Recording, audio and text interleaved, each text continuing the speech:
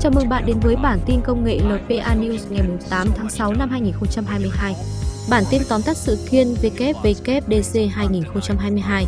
Như thường lệ, WWDC 2022 của Apple có rất nhiều thứ dành cho tất cả mọi người, từ phiên bản mới nhất của hệ điều hành iPhone hàng đầu của Apple, iOS 16 và chip mới nhất của nó, M2, cho đến phần cứng mới nhất đưa tất cả vào bàn tay của bạn, trong trường hợp này là Macbook Air và Macbook Pro 13. Các tính năng mới nổi bật bao gồm kiểm tra an toàn, nhằm giúp những người có nguy cơ bị bạo lực gia đình. Mời các bạn xem mọi thứ được công bố tại sự kiện công nghệ WWDC 2022 của Apple. Cùng với iPhone, iOS giúp bạn hoàn thành rất nhiều việc cho dù bạn đang ở nhà hay đang di chuyển, và phiên bản tiếp theo iPhone OS 16 cung cấp các tính năng thông minh, chia sẻ và giao tiếp mới sẽ cải thiện rất nhiều những gì bạn làm với iPhone của bạn. Không thể phủ nhận màn hình khóa mới vẫn là iPhone. Tôi sẽ cho bạn xem. Đây là màn hình khóa của tôi. Bạn sẽ nhận thấy hiệu ứng chiều sâu tinh tế khi các con gái của tôi xuất hiện trong Chúc thời đại. Tôi thực sự yêu thích nó. Bây giờ nếu tôi chỉ cần nhấn và giữ, tôi có thể cá nhân hóa nó hơn nữa. Tôi chỉ cần nhấn vào tùy trình và bây giờ tôi đang ở trong trình chỉnh sửa. Bây giờ hãy kiểm tra điều này. Tôi có thể chỉ cần vuốt để thử các kiểu khác nhau, tự động thay đổi màu sắc, lọc nền và phông chữ cho thời gian, tất cả để bổ sung cho nhau. Thật dễ dàng để quay số thêm để chỉ cần theo cách tôi muốn. Tất cả những gì tôi cần làm là nhấn vào bất kỳ phần tử nào của màn hình khóa để bắt đầu chỉnh sửa. Vì vậy, hãy tùy chỉnh phông chữ. Tôi có thể thử các kiểu chữ khác nhau và chọn các màu khác nhau. Vì vậy, hãy để tôi chuyển các cô gái xuống đây và khai thác để hiển thị thư viện Webcam. Vì vậy, tôi sẽ thêm nhiệt độ, hoạt động của tôi đổ chuông và hãy kéo trong tiện ích lịch. Bây giờ điều này thật tuyệt, và điều tốt hơn nữa là tôi không giới hạn chỉ một. Hãy tạo một cái khác. Tôi có thể đưa ra hình nền hoàn toàn mới của chúng tôi, phòng trưng bày giới thiệu một loạt các tùy chọn cho cảm hứng. Và có rất nhiều để lựa chọn ở đây. Rất nhiều. Và để cá nhân hóa với hàng triệu kết hợp với trộn ảnh, tôi có thể chọn một bộ ảnh để xáo trộn trong ngày. Và chúng tôi cũng đã sắp xếp các bức ảnh được đề xuất một cách thông minh cho cá nhân của tôi thư viện, như những bức ảnh đẹp nhất về gia đình trông tuyệt vời trên màn hình khóa. Thông báo hiện có từ cuối màn hình khóa khi bạn nhận được chúng, và bạn có thể chọn ẩn chúng suốt cả ngày. Và bây giờ chúng tôi đang thêm 3 trong số các tính năng được yêu cầu cao nhất vào tin nhắn. Đầu tiên, bạn đã bao giờ gửi một tin nhắn chỉ để nhận ra ngay lập tức bạn đã không hoàn toàn nói những gì bạn dự định? Chà, đừng lo lắng, vì bây giờ bạn có thể chỉnh sửa bất kỳ tin nhắn nào bạn chỉ được gửi đi, vì vậy lỗi chính tả đáng xấu hổ có thể là một điều của quá khứ. Thứ hai, bạn đã bao giờ ước rằng mình sẽ không bao giờ gửi tin nhắn đó không? Chà, tin tốt, bây giờ bạn có số tiền gửi chưa đến hạn để bạn có thể ngay lập tức nhớ lại một vụ cháy gần đây. Và cuối cùng, bây giờ bạn có thể đánh dấu bất kỳ chủ đề nào là chưa đọc. Một công cụ hoàn hảo nếu bạn không có thời gian trả lời thời điểm và muốn chắc chắn quay lại đến một tin nhắn sau đó, và chúng tôi đang làm cho nó nhiều như vậy, soạn tin nhắn dễ dàng hơn với một số cập nhật về chính tả. Bây giờ khi tôi bắt đầu đọc chính tả, bàn phím vẫn mở nên tôi có thể chuyển đổi giữa sử dụng giọng nói và cảm ứng. Tôi thậm chí có thể chọn văn bản, sử dụng cảm ứng và thay thế nó bằng giọng nói của tôi. Chỉ bằng cách nói, bạn có đang gửi một tin nhắn dài hơn không? Đọc chính tả tự động thêm dấu câu vào văn bản. Chúng tôi đang giới thiệu thư viện ảnh được chia sẻ trên iCloud để giúp bạn chia sẻ ảnh liên tục và thậm chí tự động. Bạn có thể tham gia vào một chia sẻ thư viện được chia sẻ với tối đa 5 người khác. Chúng tôi đã làm cho việc chỉ chia sẻ những bức ảnh bạn muốn trở nên đơn giản từ thư viện của bạn. Bạn có thể chia sẻ mọi thứ đã có trong thư viện của mình, hoặc chọn những gì bao gồm dựa trên ngày bắt đầu hoặc những người trong các bức ảnh. Sau khi thư viện được chia sẻ được thiết lập, bạn có thể di chuyển theo cách thủ công qua ảnh mới. Sau khi bạn lấy chúng, nhưng chúng tôi muốn làm cho nó đồng đều dễ dàng hơn với một công tắc mới, phải không? Trong máy ảnh gửi ảnh thẳng đến thư viện được chia sẻ như bạn lấy chúng. Bạn cũng có thể chọn tự động bật công tắc chia sẻ bất cứ khi nào bạn chụp ảnh với các thành viên khác của thư viện được chia sẻ gần đó. Vì vậy, nếu bạn chụp ảnh trong một chuyến đi cắm trại, bạn không phải nhớ để chia sẻ chúng sau. Mọi người đều có quyền như nhau để thêm, chỉnh sửa và xóa ảnh trong thư viện được chia sẻ. Vì vậy, nếu một thành viên của nhóm là một nhà biên tập ảnh tài năng, tất cả mọi người được thưởng thức các chỉnh sửa của họ đối với ảnh được chia sẻ, xóa, chú thích và từ khóa cũng đồng bộ hóa. So if one member of the group is a talented photo editor, everyone gets to enjoy their edits to the shared photos. Deletions, captions, and keywords sync too. MacBook Air mới đưa mọi thứ mà người dùng của chúng tôi yêu thích về không khí lên một tầm cao mới. Không khí mới chỉ mỏng 11.3mm hoặc dưới nửa inch và nó chỉ nặng 2,7 pounds. MacBook Air hiện có 4 lớp hoàn thiện, màu xám không gian bạc, ánh sao lộng lẫy và nửa đêm tuyệt đẹp.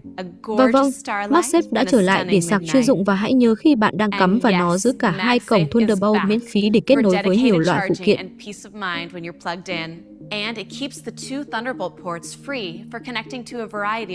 Ngoài ra còn có một jack âm thanh hỗ trợ cho tai nghe trở kháng cao. Thiết kế hoàn toàn mới này cực kỳ dễ di chuyển và nó được tải các tính năng mới bắt đầu với màn hình võng mạc lỏng rực rỡ. Chúng tôi đã mở rộng màn hình hiển thị gần các cạnh và lên xung quanh camera để nhường chỗ cho thành menu. We expanded the display closer to the sides and up around the camera to make room for the menu bar. The result is a larger 13.6 Kết quả là màn hình 13 inch lớn hơn với viền mỏng hơn nhiều. Vì vậy, MacBook Air có một máy ảnh 1080p mới với độ phân giải gấp đôi và gấp đôi hiệu suất ánh sáng yếu của không khí trước đó. Ngoài ra còn có một số tùy chọn sạc mới, bao gồm bộ đổi nguồn nhỏ gọn với hai cổng USB-C để bạn có thể sạc hai thiết bị cùng một lúc và lần đầu tiên không khí hỗ trợ sạc nhanh với bộ chuyển đổi 67W có sẵn. Vì vậy, bạn có thể sạc tới 50% chỉ trong 30 phút để phù hợp với bên trong một thiết kế mỏng như vậy. Loa và mic được tích hợp hoàn toàn giữa bàn phím và hiển thị, đồng thời mang lại trải nghiệm âm thanh tốt hơn. Bàn phím Magic có hàng chức năng chiều cao đầy đủ với ID cảm ứng. Và tất nhiên, không khí mới có một Trackpad cảm ứng lực rộng rãi hàng đầu trong ngành.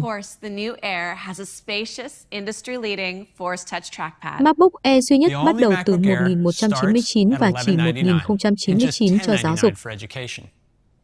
And when it comes to performance, M2 takes it even further. Today, we're excited to start the next generation of Apple Silicon for the Mac.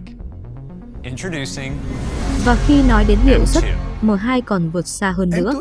Hôm nay chúng tôi rất vui mừng được bắt đầu thế hệ tiếp theo của Apple Silicon cho Mac. Giới thiệu hai là được xây dựng bằng cách sử dụng thế hệ thứ hai nâng cao 5 nanomet công nghệ và các tính năng hơn, linh kiện bán dẫn. Đó là hơn 25% so với một như vậy.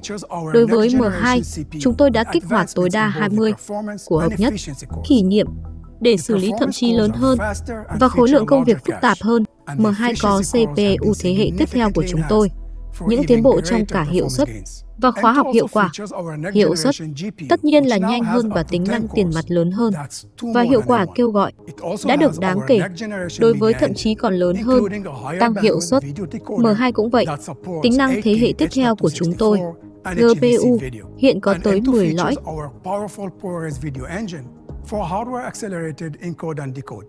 So systems with M2 will be able to play back multiple streams of 4K and 8K video. So that's M2.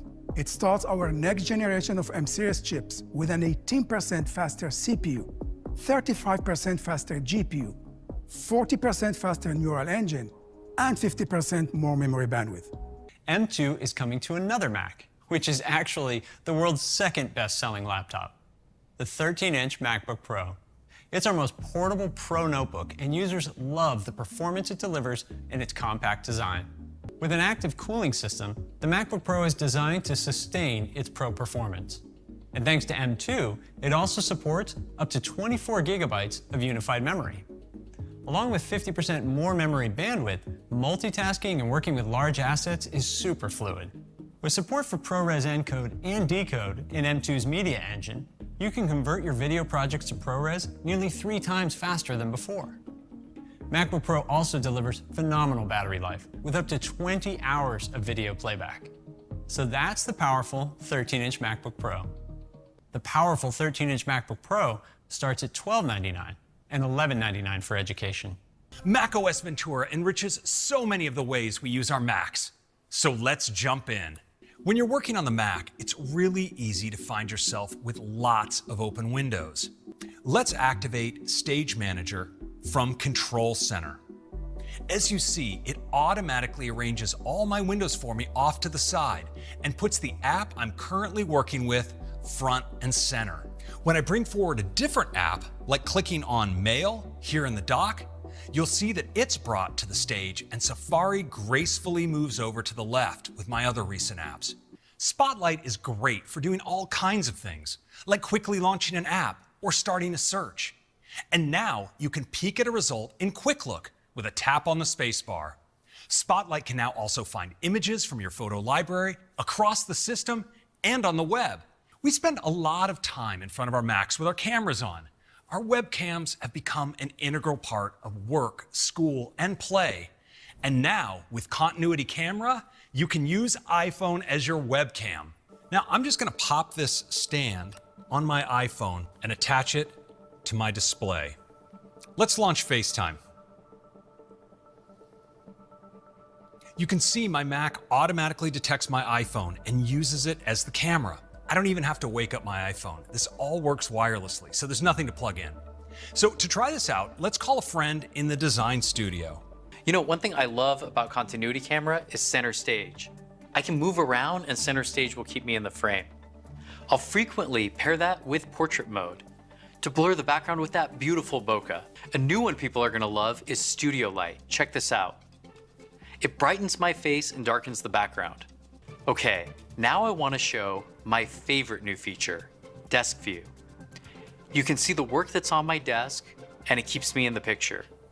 It is amazing. Take a look. It looks like I have a dedicated overhead camera, but this is Desk View, creating both of these views from the one ultra-wide camera on my iPhone using some very powerful image processing. I didn't even need to adjust my phone. Desk View is going to be great for sharing new designs with my team. I can even use it to show my nephew a new card trick. And we're working with Belkin to offer beautiful stands to hold your iPhone at the perfect height and angle.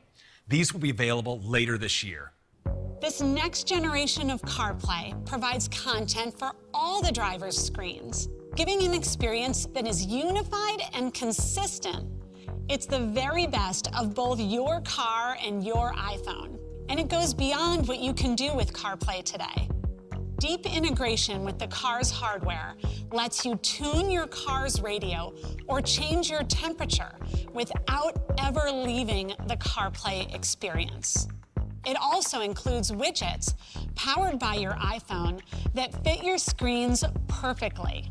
They can live front and center in the gauge cluster as well, giving you information at a glance. In fact, this next generation of CarPlay powers your entire instrument cluster. To do this, your iPhone communicates with your vehicle's real-time systems in an on-device, privacy-friendly way, showing all of your driving information like speed, RPMs, fuel level, temperature, and more. And no matter what type of unique screen shapes or layouts you may have, this next generation of CarPlay feels like it was made specifically for your car. Vehicles will start to be announced late next year, and we can't wait to show you more further down the road.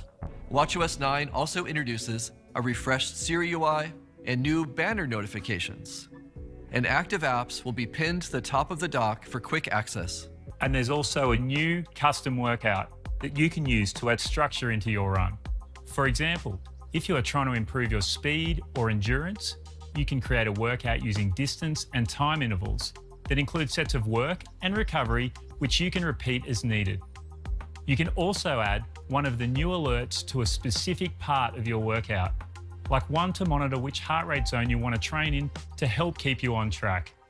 During your run, these alerts will guide you with both haptics and voice feedback, letting you know when to switch between work and recovery, and when to pick up the pace if your heart rate falls below the target zone that you set. We also know there are many iPhone users who want to meet their fitness goals but don't yet have an Apple Watch. So in iOS 16, the fitness app will be available to all iPhone users. Using the iPhone motion sensors, you can track steps, distance, flights climbed, and workouts from your favorite apps, which can be converted to an estimation of your active calories to contribute to your daily move goal.